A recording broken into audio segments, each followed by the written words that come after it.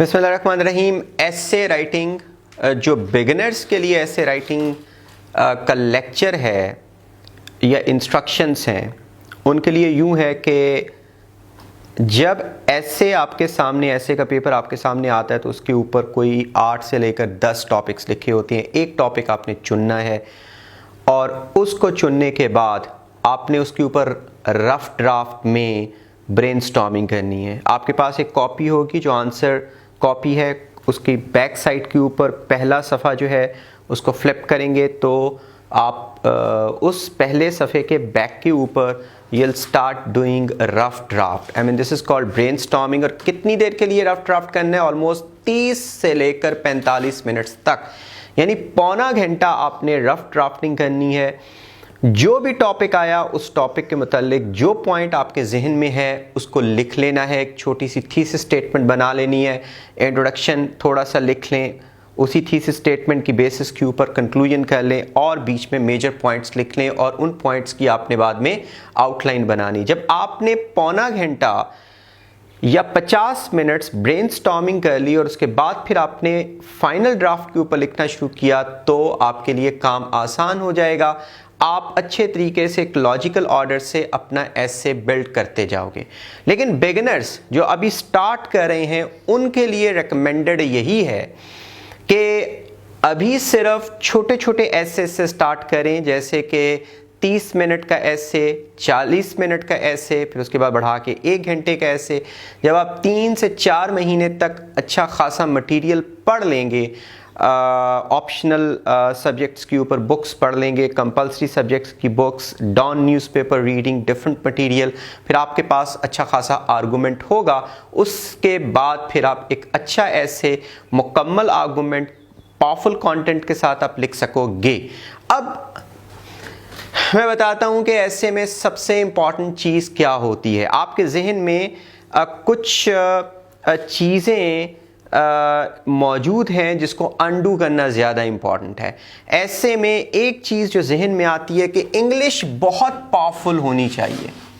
English बहुत powerful, इसका expression communication बहुत ज़बरदस्त होनी चाहिए। लेकिन मैंने देखा हुआ है कि इंग्लिश बहुत पावरफुल जिनकी होती है वो भी सारे ऐसे को पास नहीं करते हैं।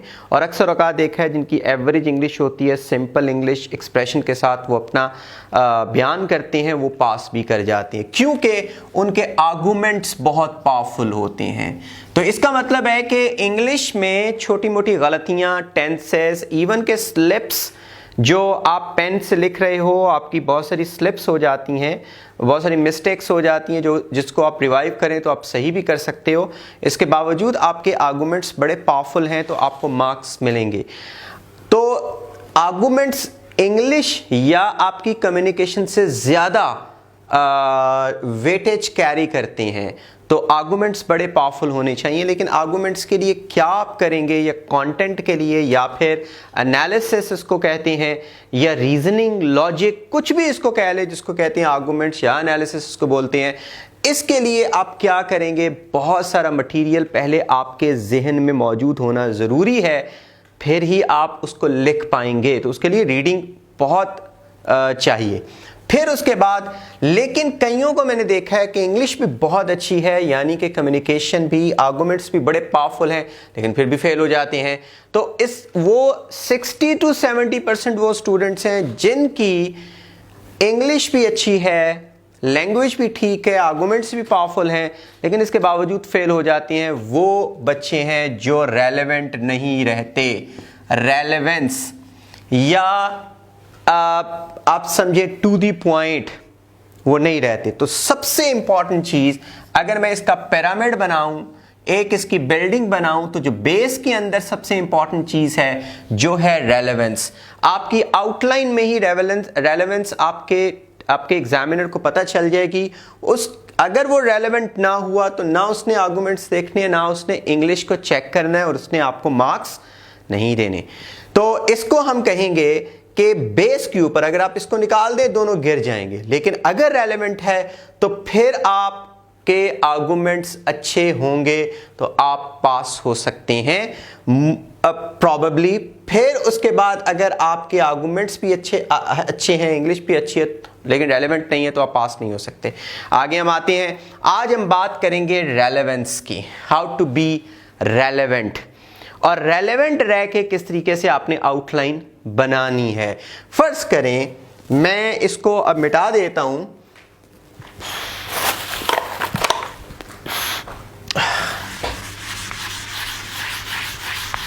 फर्ज करें आपके पास एक ऐसे आता है टेररिज्म, आपके पास एक ऐसे आता है टेररिज्म।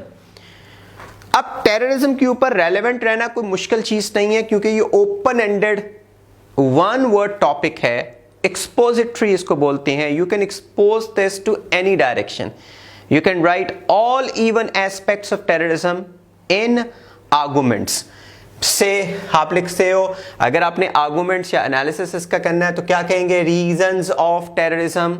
आपको पता है बहुत सारी रीजंस है टेररिज्म की, जैसे पॉवर्टी है, अनएम्प्लॉयमेंट है, उसके बाद आपको इनजस्टिसेस हैं सोसाइटी में, इन सबको सोशल इनजस्टिसेस में आप चेंज कर सकते हो। उसके बाद फिर वॉर एंड टेरर है, उसके बाद टीटीपी और उसके अटैक्स है, 1980s में पाकिस्तान की पॉलिसी थी। बहुत सारी रीजंस आप इसके अंदर लिख सकते हैं। और उसके बाद फिर आप क्या लिखोगे, रीजंस के बाद सिंपली अगर एक्सपोजिटरी ऐसे हो तो उसमें रीजंस लिखनी है कि टेररिज्म के क्या रीजंस हैं, और उसके बाद आपने लिखनी है इफेक्ट्स, उसके इफेक्ट्स क्या हैं, और कुछ सॉल्यूशंस अगर आपके पास मौजूद हैं तो आप दे दें। लेकिन अगर आपने रीजन ज्यादा लिखी हैं तो इफेक्ट्स थोड़े और सॉल्यूशंस जो है उससे भी थोड़े आपके आएंगे।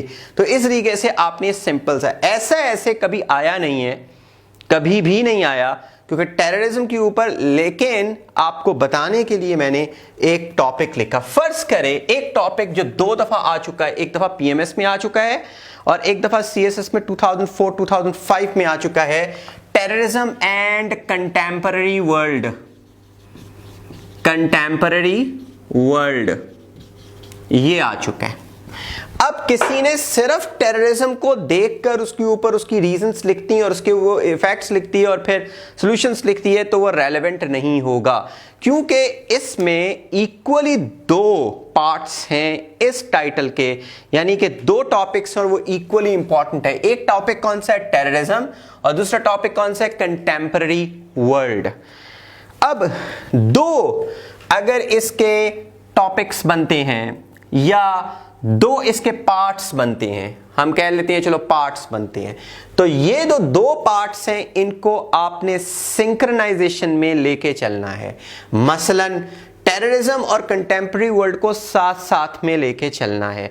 अगर आपने सिर्फ टेररिज्म के ऊपर लिखा तो आप फेल हो जाएंगे, अगर आपने सिर्फ कंटेम्पररी वर्ल्ड के ऊपर लिखा आप फेल हो जाएंगे।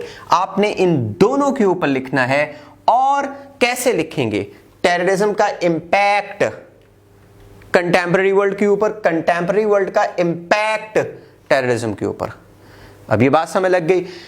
अगर फर्ज करें आपको रेलेवेंट ना बनाना आए तो थीसिस आप क्या करेंगे, थीसिस स्टेटमेंट्स या थीसिस क्वेश्चंस लिख लेंगे, थीसिस क्वेश्चंस लिख देंगे। थीसिस का मतलब रिसर्च होती है।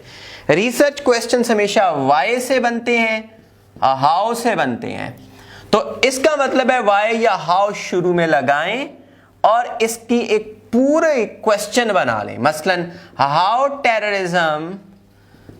Terrorism make an effect upon contemporary world, upon contemporary world. ये हम पहले रफ ड्राफ्टिंग कर रहे हैं, जो मैंने आपको बताया था, या आपने रफ ड्राफ्ट में एक क्वेश्चन लिख लिया और ये आपका थीसिस क्वेश्चन। तो उसके ऊपर अब देखें कि आप कितने पॉइंट्स निकालते हैं। मसलन आप कहते हो how terrorism makes an impact upon contemporary world. अब कंटेम्पररी वर्ल्ड का तो पता होना चाहिए ना। आज जो अब ये कहां से पता चलेगा, रीडिंग से पता चलेगा। आज जो कंटेम्पररी वर्ल्ड है वो पुराने जमाने की वर्ल्ड से डिफरेंट है। तो आज की दुनिया के लिए टेररिज्म क्या नुकसान पहुंचा रहा है। टेररिज्म का मतलब है हेट्रेड, एक्सट्रीम हेट्रेड, और उसमें जो सैबोटेजिंग एक्टिविटीज होती हैं, द टेररिस्ट एक्ट्स, उसमें इनोसेंट पीपल को मारा जाता है अपने पॉलिटिकल डिजाइन्स को पूरा करने के लिए, अपने पॉलिटिकल पर्पसेस को पूरा करने के लिए। टेररिज्म अगर हेट्रेड का नाम है तो हेट्रेड क्या चीज़ है? हेट्रेड आती है एक दूसरे के कल्चर से नफरत करने से। आज की कंटेम्पररी वर्ल्ड क्या है? आज की कंटेम्पररी वर्ल्ड है ग्लोबलाइज्ड वर्ल्ड, यानी ग्लोबल वर्ल्ड। ग्लोबल वर्ल्ड किस तरीके से बनती है? एक ग्लोबल विलेज। एक ग्लोबल विलेज का मतलब ये नहीं है कि आप उड़ के एक जगह से दूसरी जगह जा सकते हैं। एक ग्लोबल वर्ल्ड का मतलब है सारे मिल के रह रहे हैं। जिस तरीके से एक विलेज में एक कम्युनिटी बनती है और सारी कम्युनिटी के मेंबर्स आपस में मिल के रहते हैं क्योंकि उनका कल्चर एक होता है, उनके दुख और सुख साझे होते हैं। तो जब आप इस ग्लोबल वर्ल्ड या इस वर्ल्ड को ग्लोबलाइजेशन के तनाजुर में देखते हैं तो इस पूरी दुनिया के दुख और सुख साझे होते हैं। अब हमने देखना है कि ये साझपन, इसको टेररिज्म कैसे बर्बाद कर रहा है। टेररिज्म दिलों को अलग-अलग करने की बात है, चाहे वो टेररिज्म वॉर की सूरत में हो। हम यहाँ पे अमेरिका और इंटरनेशनल कम्युनिटी के वो मेंबर्स जो कि टेररिज्म को ख़त्म करने के लिए टेररिज्म कर रहे हैं, उनको भी टेररिज्म में डालेंगे, क्योंकि जो वॉर है वो itself is the form of terrorism. तो हम कहेंगे कि ये जो टेररिज्म है, ये जो हेट्रेड है और जिससे इनोसेंट पीपल मारे जाते हैं, इससे दुनिया का सांझपन, दुनिया की वीनेस the world that is being shattered. वीनेस का मतलब है हम लोग, इसको तबाह बर्बाद किया जा रहा है। अच्छा, अब एक कल्चर की बात कहते हैं। ग्लोबल वर्ल्ड का मतलब है ग्लोबल कल्चर। टेररिज्म क्या करती है? टेररिज्म इस ग्लोबल कल्चर या इस मोहब्बत को का बेड़ा गर्क करती है। इसका मतलब है cultural clashes, cultural hatred, religious hatred. Global world का मतलब है ग्लोबल इकोनॉमी। ग्लोबल इकोनॉमी क्या है? लिबरल इकोनॉमी या फिर कैपिटल इकोनॉमी। टेररिज्म क्या करती है? इस कंटेम्पररी वर्ल्ड की ग्लोबल इकोनॉमी का बेड़ा गर्क कैसे करती है कि जहां पर टेररिज्म होगी वहां पे इन्वेस्टमेंट नहीं आएगी, वहां पे ट्रेड, ग्लोबल ट्रेड नहीं होगी। तो टेररिज्म क्या करती है? Destroys the market economy, destroys market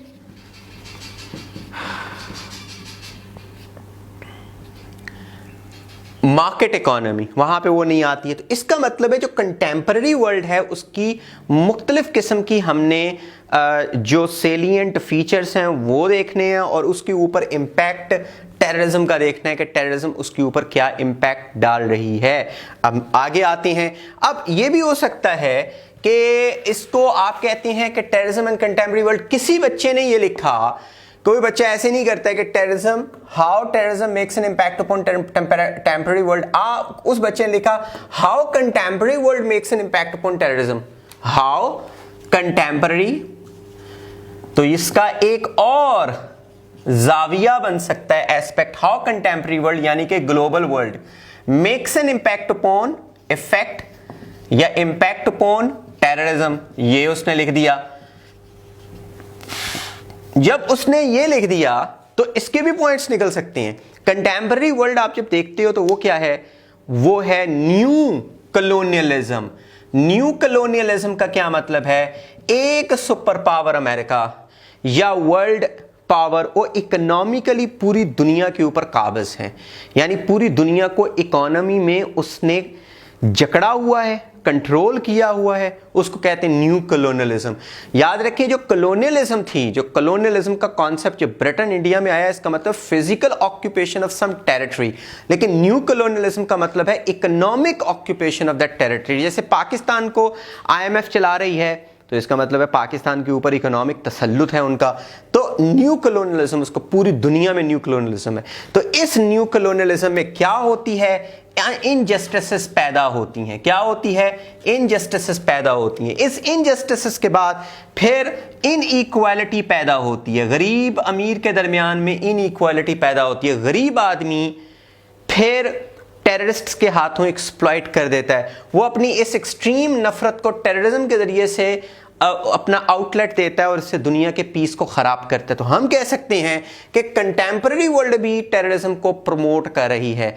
अब कंटेम्पररी वर्ल्ड क्या है? ग्लोबलाइज्ड वर्ल्ड है। इसके लिए एक ग्लोबल पार्लियामेंट है जो यूएनओ है। यूएनओ ने बहुत सारे इश्यूज को रिजॉल्व किया है जो कि वर्ल्ड पावर्स के इंटरेस्ट में है। बहुत सारे इश्यूज जो कि गरीब मुल्कों के या मुसलमानों के इंटरेस्ट में उसको नहीं किया है, तो डबल पॉलिसीज भी जनरेट करती हैं एक हेट्रेड को, और वो हेट्रेड फिर टेररिज्म में ट्रांसलेट हो जाती है। जैसे कि पैलेस्टाइन का मसला नहीं है, जैसे कि कश्मीर का मसला नहीं, वो हल नहीं किया उन्होंने क्योंकि वो उनके इंटरेस्ट की बात नहीं है। तो सबसे पहले जब 9/11 के बाद, जब 9/11 का वाक़या हुआ, तो उसामा बिन लादेन जब वो टेलीविज़न अल जज़ीरा के ऊपर आए, उन्होंने कहा कि जब तक फ़लस्तीनियन मरते रहेंगे उस वक़्त तक अमरीकी भी मरते रहेंगे। तो पूरी दुनिया ने या अमेरिकन्स ने एक दफ़ा शोर मचाया कि भाई फ़लस्तीन का और अमेरिका का क्या ताल्लुक़ है आपस में। तो ज़ाहिर है इस वक्त अमेरिका जो है लेड ग्लोबल वर्ल्ड है, और इस वर्ल्ड में कुछ इश्यूज़ पॉलिटिकल रिजॉल्व हो जाते हैं जो उसके इंटरेस्ट में हो, और बाकी नहीं रिजॉल्व होते, जिससे टेररिज्म बढ़ती है। तो जब आप ऐसी चीज़ें लिखेंगे, ऐसे बहुत सारे पॉइंट्स लिखेंगे, फिर आप होंगे क्या? रेलेवेंट। और रेलेवेंट अभी हम सीख रहे हैं कैसे रेलेवेंट होना है और रफ ड्राफ्टिंग कैसे करनी है। अभी हमने ये नहीं, अभी हम आउटलाइन और किस तरीके से आउटलाइन निकालनी है वो ऐसे ही आउटलाइन निकलती है। अभी हम सिर्फ एक चीज़ के ऊपर फोकस कर रहे हैं जिसकी वजह से सबसे ज़्यादा बच्चे ऐसे में फेल होते हैं कि वो रेलेवेंट नहीं रहती हैं। तो ये हो गया टेररिज्म। एंड एक और ऐसे आता है 2010 में, और वो ऐसे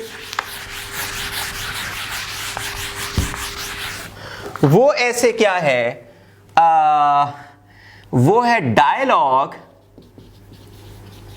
is the best course to combat terrorism. Dialogue जो है वो सबसे बेहतरीन जरिया है टेररिज्म को ख़त्म करने का। 2010 में भी आता है और इस बार फिर आने के चांसेस हैं क्योंकि फिर दोबारा डायलॉग की बात की जा रही है।